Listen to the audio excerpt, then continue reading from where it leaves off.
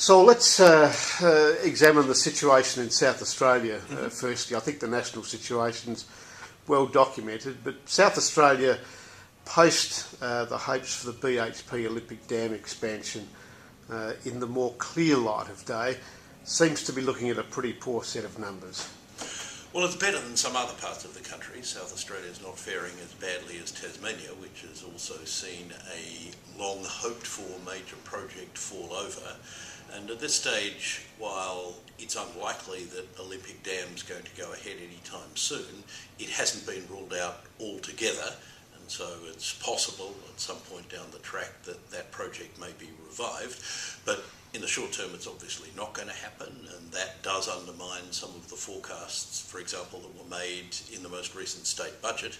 Growth will be lower, there'll be fewer jobs created, but that means that South Australia has to look to other drivers of growth in order to sustain its economy and to create different jobs. That's not going to be easy while the currency remains as strong as it has been, and one of the puzzles in the national picture, which is of importance to South Australia, is that despite commodity prices being some 20% below their peaks in September last year, and despite interest rates having come down now by 150 basis points since November last year, the currency is still roughly where it was in the second half of last year. Now, that's a problem for South Australia because South Australia is going to get less benefit from the mining boom than it had hoped, with Olympic Dam having been shelved for the time being. And it has an above average share of industries for whom the strong dollar is a problem, such as manufacturing and the state's agricultural and horticultural industries, particularly winemaking. So among the things that is going to happen is that those industries are going to need to put more emphasis on lifting productivity and reducing costs, which inevitably may take some toll of employment. The good news is that the Reserve Bank is now more concerned about the strength of the exchange rate than it had been up until recently. And that was because up until recently, the strength of the exchange rate was helping them achieve something that Australia's never done before, which is to have a commodities price boom and not to have double-digit inflation at the same time. Now that commodity prices have peaked and that the investment phase of the resources boom seemed likely to peak, in their view, sometime during 2013, what the Reserve Bank's trying to do is to ensure that other sectors of the economy are primed to take over the running of growth when resources investment starts to wind down. That means that they're lowering interest rates in an attempt to stimulate the interest rate sensitive sectors of the economy, like housing and retailing. And to the extent that they succeed in that, that'll bring some joy for South Australia as well as for other parts of the economy. State Treasurer announced a raft of measures a couple of weeks ago, almost emergency measures, to address that very sector, the housing construction sector. It consists of stamp duty concessions, stamp duty relief, and grants and bonuses. Does that work? Well, most of those things that governments traditionally do to stimulate the housing sector and promote home ownership, in fact, don't work. In particular, grants to first home buyers and stamp duty concessions usually result in higher prices for dwellings rather than increased levels of building activity. And that's why over the last 50 years, during which governments have for most of the time been handing cash to first home buyers in the belief that that would promote higher rates of home ownership. In fact, the home ownership rate has never been higher than it was in 1961, 2 years before the first government, the Menzies government, actually started handing out those grants. And you could see it particularly during the financial crisis when the Rudd government, as a response to the financial crisis, trebled the grant for first home buyers who bought new homes and doubled it for people who bought established homes for the first time. And the most obvious result was to add the amount of grant to the price of homes. So while I can understand that real estate agents, for example, like these things, and indeed the public more broadly, 70% of whom own a house already like them, they actually don't do much either to increase home ownership rates or to stimulate the building industry. However, there was one aspect of the measures announced by Treasurer Snelling this month that I think do stand a chance of having an impact, and that is the way in which these measures have been skewed to people who do actually buy new houses, whether they're first-time buyers or not. And that's an interesting aspect of the things, that the changes that have been announced in Australia, is that to a much greater extent than governments have traditionally done, they do seem to be directed towards increasing the supply of housing rather than primarily having the effect of driving up the price of existing housing as the traditional measures seek to do. And in that sense, South Australia is following a lead that's been set by New South Wales and Queensland, which have actually gone so far as to abolish grants for first-time buyers who buy existing housing and redirect those funds towards bigger grants for people who buy new housing. I think that's a good policy, and it's good to see that South Australia has followed that lead. It's interesting that you would make that analysis, because Jack Snelling told in Daily a year ago precisely what you said, that these grants don't work. And yet we get the impression, I think, from what was rolled out the other week, that this year's aimed at a 6 to 12 month stimulation of a construction sector that's in the doldrums. So that's the direction that appears to be heading in the short term. The other sector that you mentioned was manufacturing. Mm-hmm. The decline in those key sectors such as motor vehicle manufacturing in South Australia, Mitsubishi gone from Lonsdale and Tonsley, GMH scaling down significantly year after year, and their respective supply companies doing the same. That has been a long-term decline now for the best part of a decade. Where is the alternative in the manufacturing sector for states like South Australia? I think in South Australia's case, the best alternative is the defence equipment sector. And partly because of initiatives that were put in place during the 1990s and the early 2000s, South Australia has been, in a sense, fortunate that the winding back of the auto manufacturing sector, which had been a mainstay of manufacturing in this state, has coincided with the ramping up of the defence equipment sector. Now, there are still some question marks over that, in particular decisions government might make for the purchase of submarines, but at least in that sense, there is an industry that does use many of the same skills that have long been used in the automotive sector, that does offer the potential for cushioning some of the impact of what I think is the inevitable further decline of the motor vehicle manufacturing sector in Australia more broadly, but as we know, that's concentrated in South Australia and Victoria. Beyond that, of course, as other states with a large manufacturing base, such as Victoria, have had to contend with, the declining share of manufacturing in economic activity and employment has to be compensated for by increased activity in the services sector. And while Australians, like some other countries, tend to deride services activity as being some combination of flipping hamburgers and taking in each other's washing, in fact, there are a lot of high-paying jobs in the services sector that call for skills, that offer decent careers, and what I think governments need to do is to support those who, through no fault of their own, find the skills they have been applying in the manufacturing sector no longer required, and enable future generations of South Australians to acquire the skills that will fit them for the jobs that will be on offer in the services sector. You mentioned earlier the wine industry, obviously a big contributor to South Australia's economy for a very long time. Through your involvement with Bank of America and Merrill Lynch, you've got a very global view of where the world is heading. Where is the wine industry at in the global sense, and can we ever return to that level of export demand that drove the wine industry right up until the end of 2007?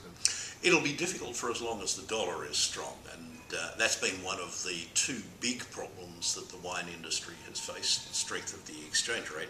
The other has been the glut of production that's not unique to Australia, but has faced all wine growers. And I guess the third factor has been the very severe recessions that the principal wine export markets for Australia have suffered, and that's especially true of the UK.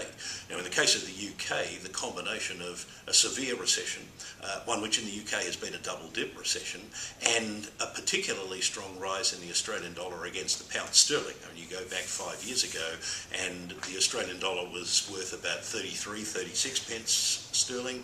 Now it's in the high 60s against sterling, so it's more than doubled in our principal market. Competition from other suppliers, not just in Europe, but in South America, South Africa, has increased, and that's going to be a difficult road to claw back some of those markets. Two things that might be encouraging in the medium term. One is that some of the leading wine producers have been sounding optimistic of late that the glut of grapes might be starting to be worked off. The second thing is that there are undoubtedly growing markets to be had for Australian winemakers in Asia. Australian winemakers have shown that they can sell wine successfully into some of the higher income markets like Japan and Hong Kong. What we're seeing, and what we'll be reminded of this month with the release of the government's Australia in the Asian Century white paper, is that in some other Asian countries, most obviously China, but not neglecting countries with large populations like India, Indonesia and the Philippines, the potential market for Australian wine and for other Australian agricultural products, as an increasing number of people enter the middle class and have both the income and acquire the tastes for products like Australian wine, means that if wine producers can make inroads into those markets, it's possible they may be able to offset some of the longer term difficulties that they're continuing to face in traditional markets like Britain and the United States. Two final things. You mentioned in your briefing to the clients of William Buck that South Australians, as it stands, have the lowest incomes and the lowest net worth in the nation. Why isn't that an attractant for businesses wanting to set up things such as, say, shared services sections? If you're a large corporation, why would you pay someone a Sydney wage and a Sydney rental when you could perform the same functions in an office here? Well, actually, South Australia has the second lowest incomes and wealth of any state, because they are higher than in Tasmania, which is my home state, but certainly they're lower than the big eastern states, Victoria and New South Wales, and for that matter lower than Western Australia, which now has the highest income of any state in the country. Traditionally, of course, going back to the Playford era, low wages and low costs relative to the eastern states was one of the points of South Australia's competitive advantages vis-a-vis the big states, and much of South Australia's traditional manufacturing base was built during the Playford era on those kind of attractions. The problem now is that the competition is just not simply the eastern states. The competition is global, and the eastern states are also losing out on those lower cost services propositions to countries like Indonesia or India or the Philippines for some of those things. And clearly South Australians don't want to be competing with the Philippines or India in terms of the wages that are paid to people who work in some of those operations, or other aspects of life such as environmental standards. Nor can our governments really offer the same kind of subsidies and concessions that governments in some other countries are willing to offer, in part because they don't offer their citizens the same range of social services that people in Australia, and South Australia in particular, have long come to expect. South Australian wages are low relative to the eastern states for a good economic reason, and that is that levels of productivity are lower in South Australia than in any other state except Tasmania. And there's, in economics, a logical connection between the two. So if South Australia wants to have more higher productivity, higher income jobs, then one of the challenges that has to be overcome is that of lifting productivity, which is in turn, in large measure, a function of the human capital that South Australians bring to their jobs. South Australia has, unfortunately, a lower level or lower proportion of its workforce possessing the kind of post-secondary qualifications that employers look for in some of these services jobs. So part of the challenge is to increase the level of participation and attainment in the post-secondary education sector, and to the extent that it's possible, seeking to offset some of the other disadvantages of scale and distance from larger markets that South Australia might have by making the business environment more friendly to potential investors. So in wrapping up that issue of where to from here, and going back to that very point that you just made, whose role is it to address those issues of productivity and education and opportunity? Is it government? Is it business? Is it both? And why isn't it happening at the moment? Well, I think it's both, plus it's the responsibility of individuals and families and parents as well too. Education's important for individuals.